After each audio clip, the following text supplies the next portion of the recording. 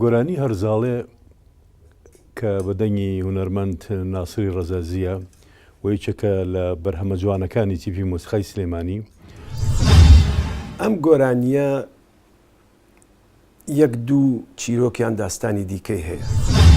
تەمە نامانەکرێ ئێمە وەکو تیپی مۆسیقای سلێمانی بۆ ئەو هونەرمەندانی کە لە ڕۆژهەڵاتن و دەنگیان لای ئێمە زۆر پەسەند بوو، یەکێکیان لەوانە ئەم بوو ناسری ڕەزازی بوو کە بۆی بکەین. ئەم گۆرانیە پێشتر لە من چەند گۆرانی بێژی دیکە خوێندویانە، یەکێکی نەورۆزیە، یەکێکی ڕۆمیە.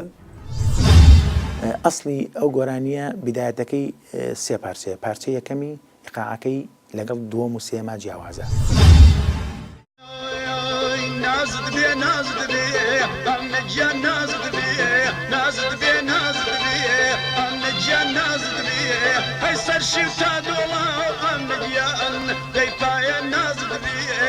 سەرشی تا دۆڵە